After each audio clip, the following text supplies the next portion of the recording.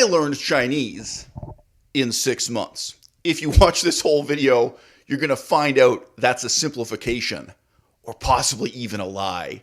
I was actually enrolled in this intensive Chinese learning program for 7 months. All right. And if you watch this whole video, you'll get a sense of the timeline of how I had to start and stop learning Chinese again and again. But all the ability I've got in the Chinese language is attributable to this period of 7 months in Yunnan. I did learn Chinese in 7 months.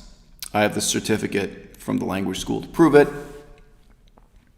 That might sound very impressive. That might sound like I could have a career just like I can, coming on here and selling you guys pep talks about how you can learn Chinese in 7 months. Okay? As soon as you move into the details, that claim becomes less and less impressive, and it's also clearer and clearer that you can't possibly expect to get results similar to my own unless you make unbelievable sacrifices for that period of 7 months. Why do I talk about it? Not to pwn rival YouTubers like Evildea. And let's be clear, Dea and I, we are competing for the same small number of beautiful women on YouTube, on Instagram, who would be interested in a hideously ugly, middle-aged, bald man with some redeeming intellectual qualities, like myself and like Dea. Okay? Dea, you and I date the same hoes. The difference is, I'm a much better rapper than you. Okay? One of my viewers asked me if I would challenge you to a rap battle. I was like, I'm not sure that hip-hop is really his weapon of choice. But instead, understandably, you've kind of challenged me to a Chinese language learning battle. Fair enough. I actually got a larger number of views for my video titled, I Learned Chinese in 6 months, but you can't. On my other channel, my older channel, some of you weren't even born yet. Some of you were still playing video games, whatever. When that video was made, Chinese has not been a major area of study for me in my life. It's something I had a high level of commitment to very briefly. And as described later in this same video, teachers who were lifelong career Chinese language instructors, they were amazed with the results that I got. Because they knew that, they really knew that I was at level 0 when I showed up at that school. Whether or not I should have been at level 0, they evaluated my ability in Chinese when I started. And then 7 months later, they were really aware in depth and detail how much progress I made. Several of those teachers said that I had learned more in 7 months than any student they'd ever had before. These were people with many, many years experience teaching many students. But I'm not here to brag, right? I'm also not here to insult Dea. My purpose in talking about that was to say, in effect, if all you're willing to do is Duolingo anyway, if all you're willing to do is 1 hour a day, for some YouTubers, it's like 15 minutes a day, 1 hour a day or less with internet-based applications like italki and so on, if that's all you're willing to do, then why pretend that we're engaged in a serious discussion of which language learning methods are the most effective? Why pretend? When you move past the headline, what becomes clear is instead, I learned Chinese in 6 months, and here's why you can't. I can tell you about language learning methods that are way more effective than Duolingo and way more effective than italki, but you're going to have to quit your job. This is going to radically disrupt your whole life. And as I talked about in recent videos, maybe it's going to destroy your marriage. I have talked about in recent videos, the ways in which studying languages have destroyed my own marriages, plural, or my own serious long-term relationships with women. These are big decisions with big implications. So on that surface level, let's just say I upload a YouTube video like I can, and I say how to learn Chinese in 6 months. And I can say, hey, I did it, so you can do it too. You can. Okay. I lived in the school. I slept in the language school in China. I ate breakfast and lunch in the school.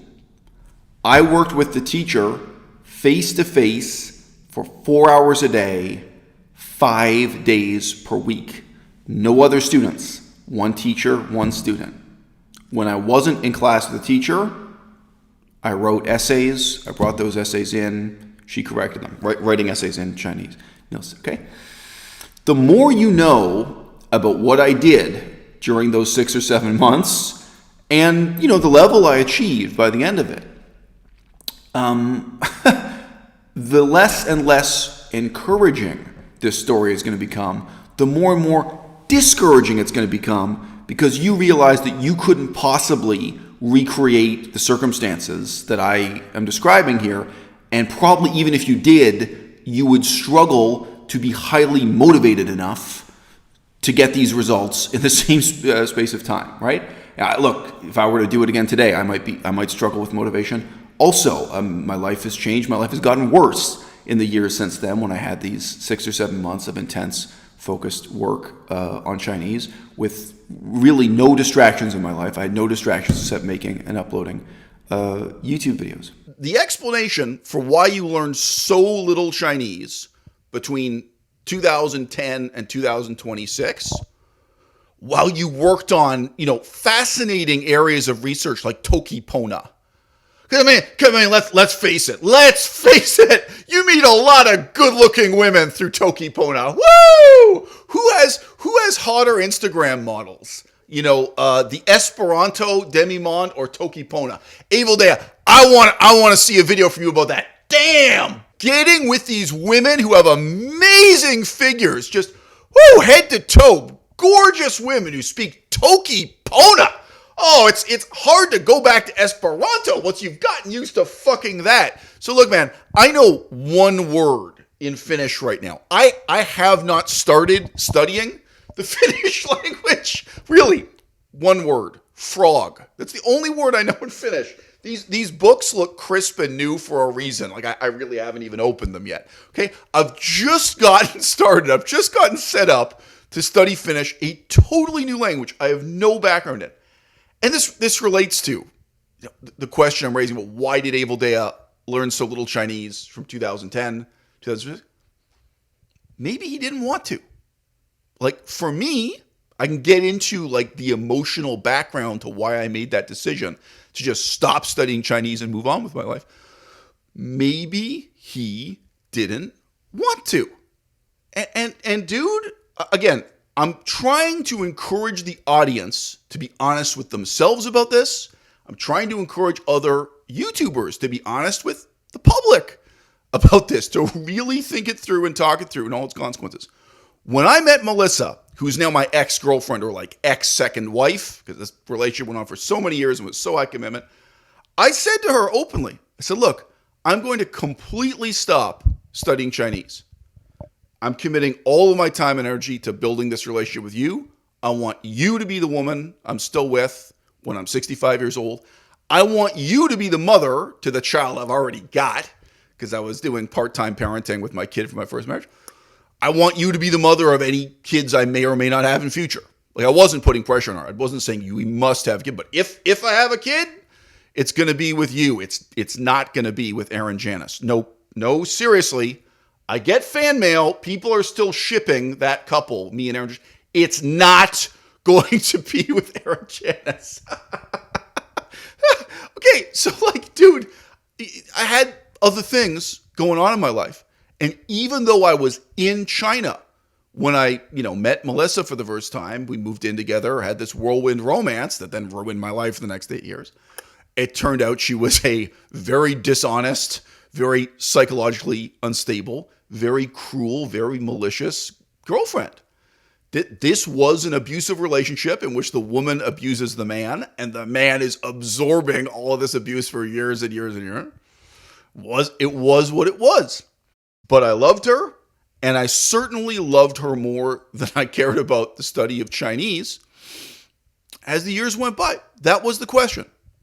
What language are we going to work on together? And it's a really hard question for us to answer. Now, maybe Evildea has no regrets in his life. Maybe. But maybe he looks back on the last 10 years It's more than 10 years. Last 25 years. And he thinks that really he should have devoted himself to studying Chinese, not Esperanto, and not Tokipona. And maybe he feels the other way around. Maybe he feels like Chinese doesn't bring anything positive into his life, even though he married into a Chinese family. It is what it is. It's vibes based. It's vibes based. You either have that dog in you or you don't. That's what a PhD can't fucking give you. There is a man named Ikenna here on YouTube, and he is making money with the claim that you can learn any language in 6 months. And he's willing to sell you an ebook that tells you his method. He's got plenty of YouTube videos that tell you his method and his advice for free. Claims you can learn Russian in 6 months. You can learn French in 6 months. You can learn Chinese in 6 months. I did learn Chinese in 7 months. As soon as you move into the details, that claim becomes less and less impressive, and it's also clearer and clearer that you can't possibly expect to get results similar to my own unless you make unbelievable sacrifices for that period of 7 months. Some teachers said that I had made more progress than any other student they ever had, but I had more hours of studying there than any other student they ever had. And when I first arrived, I was really at level 0 because I had just been studying Japanese. I'd studied Japanese for quote-unquote 2 years in an academic setting. A year in university does not mean 12 months, so 2 quote years unquote of Japanese. And immediately before I went to that school, I'd been in Thailand speaking Thai every day.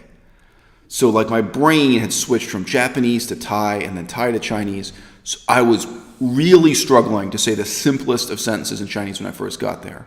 And then, wow, like magic, 6 months later, look at the results I've got, right? But wouldn't it be misleading, even in these circumstances, even with all this disclosed, for me to come here on YouTube and sell you the dream that I learned Chinese in 6 months and you can too? When you move past the headline, what becomes clear is instead, I learned Chinese in 6 months, and here's why you can't. Here's why nobody can. Here's why nobody else does.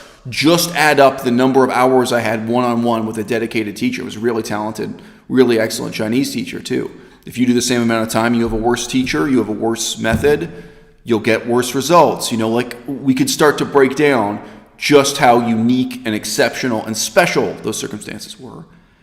And this is not even disclosing the amazing background I had in language education before going into this. Even if you just talk about languages I'd studied and kind of failed at, like, yeah, well, I'd already studied Pali for 10 years. I'd already studied Thai, Laotian, Cambodian, a little bit of Burmese, a little bit of Sinhalese, Korean back in the day. I just mentioned I did 2 academic years of Japanese. Like, wow, okay, so yeah, I learned Chinese in 6 months. This is not even mentioning French, German, other languages that are less difficult.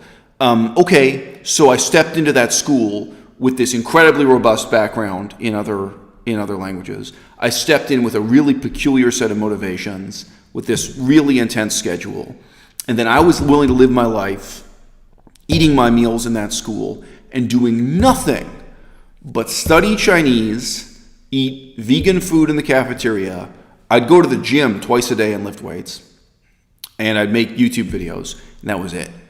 All right? I didn't talk to anyone. I didn't have a girlfriend, didn't have any distractions, you know what I mean? I in a sense, I didn't have a life. And there were other people in that school who lost their minds after like 2 weeks of having a less intense schedule than I did. They couldn't put up with the monastic quality of it, like it was like living in a Buddhist monastery. They couldn't put up with the militaristic quality of it, that it was like living in an army camp. They couldn't tolerate that. I remember there was a girl from Sweden. She couldn't do 2 weeks. She'd like paid for a month, and after 2 weeks, she was like, no, forget it. I have to get a refund. She has to go on vacation because she was flipping out. And her schedule was way less demanding than mine. Almost nobody was doing. It was very unusual. Do 4 hours a day, face-to-face teacher 5 days a week. Okay, so look, the moral of the story I'm presenting here so far is not that it's impossible to learn a language in 6 months. It's just barely possible. But when you get into the type of circumstances, the type of caveats, and the type of commitments, you're going to figure out why it's impossible for you, why this is not an option for you, why this is inaccessible for you. With that having been said, do I consider iKenna to be a scam artist? No. Do I consider the ebook he's selling to be a ripoff? It's currently about $20 US. No. Okay. Do I even consider these YouTube videos that from my perspective are full of lies? Like what he's saying is just wrong and it's bad advice. But do I consider that to be a scam? No. What he's selling that's still really worth something to people is encouragement. And encouragement is very hard to put a price on. If you can pay $20 and get this ebook and you watch his YouTube videos and maybe you have some other interaction with him online, and that gives you encouragement and motivation and makes you feel like, hey, this guy managed to learn Russian. This guy managed to teach himself Chinese. So if he can do it, I can do it also. I really deeply appreciate how that encouragement could be worth something to you, especially in the context of people paying $25,000 a year to study a language in a university and receiving no encouragement or only receiving negative encouragement. You pay $25,000 a year, go to a university to study a language, and you get treated like garbage by the professors, okay? There was one professor of Chinese at my university in Canada. I had a formal complaint against her for misconduct. To be blunt, she was abusive towards me. I had to take a formal complaint to the ombudsman and the head of the department, the head of faculty. It was this big thing and a huge negative impact on my life. All right, it had a huge negative impact on my life for years that this one professor, was an asshole towards me. And what would it take for this professor to just be kind and decent and professional towards me? But she can't do it. But there was a moment that was really interesting. She was cussing me out. She was really calling me an idiot. She was insulting me, and it just went on and on. And she spoke Chinese as a first language. Her English was not that good, so it was also very hard to just communicate with her once she got angry. She was going on this crazy rant. And when I got up to leave, my notebook sat open on the chair. I just stood up. I had to kind of get my bag and stuff. And that was the first time that she saw my handwriting in Chinese. And she gasped. Her eyes went wide open. She'd been teaching Chinese for years. She'd never seen like a level 1 student with Chinese handwriting as good as my handwriting. Now, again, I've already mentioned I'd studied many other languages. I'd lived in Asia. There are different reasons in terms of the discipline I had. Studying a language like Laotian, Pali, there were skills I brought to this. I learned how to write the traditional orthography for Cree. Okay, I'd done a lot of work with strange languages and a pen and paper, right? She saw my Chinese handwriting and she gasped. Her mouth was open, her eyes were wide, and she pointed and she said, "That is your handwriting?" I wonder if she would remember that. I laughed, I smiled at her, and I said, "I'm a good student. You didn't know this about me? Like, you're treating me like crap. You're insulting me, you're reviling me, you're discouraging me, okay?" What is encouragement? Is it worth $20? Yes. If it's worth it to you to watch these YouTube videos and get this encouragement, I completely sympathize. And I know how most of us struggle in isolation with only discouragement and no positive encouragement at all. However, if you take these claims made by iKenna, the problem is you have to interrogate them in terms of how many people fail on this program. He puts out an ebook, he puts out YouTube videos, he says, here's the process, follow these steps, you can do it. And then he posts email comments. He posts, people send him email saying, thank you, it worked, these are the results I got, it was great. He posts only those positive comments. You don't know what percentage of people failed, okay? The most basic element of social science research is that you have to survey the failures just as much as the successes. If anything, you want to interrogate the failures even more. The method I used to learn Chinese in 6 months, let's just say we had the budget and we repeated it with 100 different students. I would bet that 0 of the students would get positive results from the same program the way I did. That would be my bet. And maybe there'd be one. Maybe there'd be one guy like me who could take advantage and thrive, and in those 6 months really do well in Chinese or do better than I did. Maybe there'd be 1 in 100. But I'm not a gambling man. If I were betting on it, I would bet 0 success rate, 100% failure. If you define success as you got the same results I got from studying Chinese intensively in 6 months with those same methods, okay? The results would not be reproduced. You'd get failure, and if you did this, let's apply for funding and do this study. How many people can learn Chinese in 6 months using the Eisel-Mazard method, using the Abba-Lisiel method, okay? How many people can do that, all right? If you then did a survey and asked them why, you'd get very human answers. You'd get answers like that Swedish girl I mentioned who said, oh, I can't stand it. This is like living in an army camp. This is like living in a Buddhist monastery. I'm losing my mind. You're going to get all kinds of different answers. You're going to get people saying, oh, I feel discouraged. I can't just sit down and write an essay like this every day, and I don't like the teacher. I don't get along. You're going to get all kinds of complaints and gripes. You're going to get people just complaining that they're lazy, or people say they're addicted to video games. They sign up for this, but then they spend all their time sitting in their room playing video games or something. You're going to get a whole range of human explanations for why this didn't work for them, okay? And that's the tragedy of giving language learning advice on the internet, is that everyone wants to pretend they've discovered the secret and they've got it in a bottle and they can sell it to you now for just $20 if you buy my ebook. And the reality is there is no secret.